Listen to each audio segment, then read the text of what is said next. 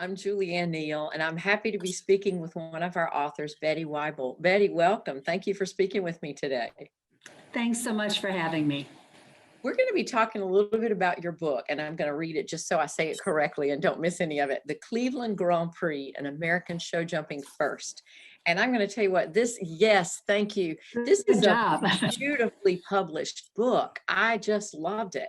So you had so much attention to detail. I can tell that you're a historian anyway. You're into history and public relations now as well. Can you tell us a little bit about the project and what got you started on it? Why did you decide to write?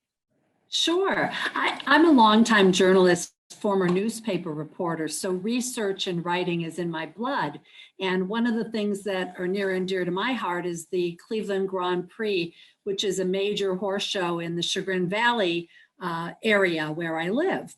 I'd been on the board of that show. I'd volunteered. I'd competed there, not in the Grand Prix, in the hunter classes, and worked handling PR for it. So I had years and years of archives, and broke my foot in a riding-related accident and decided to spend the time finally doing something with all those records and archives. So my process was a couple years of researching and writing about the history of this Grand Prix, because it was the very first Grand Prix ever in North America in 1965. And it's a piece of history that would be easily forgotten if it wasn't chronicled. Definitely. And, you know, I can picture this envision this being a series, because when you think about some of those bigger shows around the country, I mean, right now the National Horse Show is going on in Kentucky, and the history there. So I just think that you should do more of these, because it was a beautiful book. And what a resource, what a thing for somebody who has had a history with that show, some of the folks who were involved. So bravo, kudos to you for that. So what's been the most rewarding part of this project? You know, I was fortunate that when I wrote the book, I was able to interview a lot of people who were still living, and sadly in the last few years have left us. Jean Mish, who was very big in this project, and Bill Steinkraus I interviewed for it.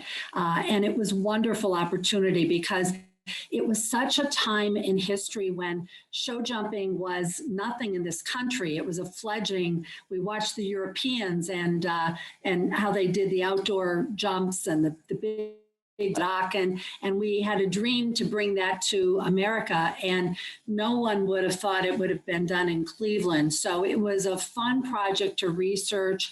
And when I interviewed Mary Chapeau and Betty Orr and some of the great riders, Rodney Jenkins and Michael Matz, who were novices of the sport back then, it was very special to have that opportunity. That is so exciting. Now, are they still having the show in Cleveland?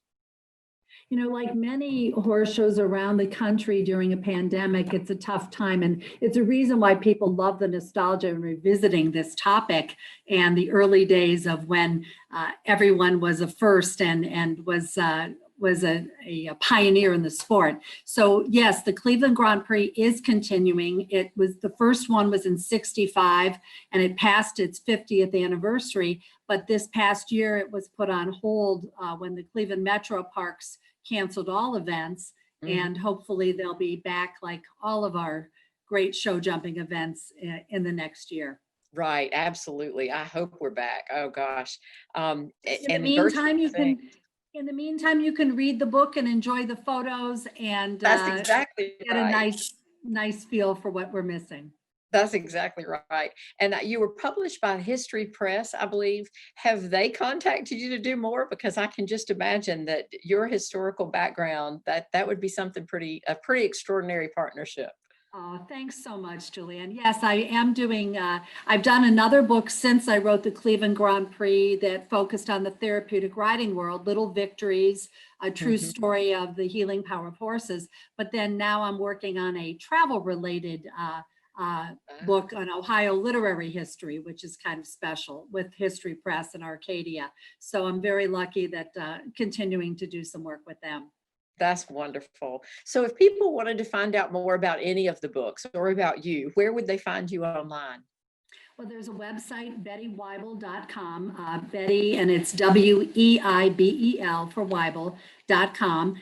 They're also on Amazon, and I recommend that. And the Cleveland Grand Prix book was actually turned into an exhibit at the Wheeler Museum in Kentucky. If you go to the Hunter Jumper Museum, you will see a lot of show jumping history, and the Hall of Fame also has a lot of content from the book. So if you want to see it in person in the meantime, I encourage you to check that out as well. That's wonderful. So next year when the EQUUS Film and Arts Fest is back at the horse park, I think that's time that you need to come, and we need to have a special event for that. That'd be great. Can't wait. Looking forward to it. It's a great festival, and I look forward to being there. Wonderful. Well, thank you for speaking with me today, and we will look forward to seeing you next year. But in the meantime, hopefully everybody will come on out and buy your book. Thanks so much, Julianne. Stay well. Thank you, Betty.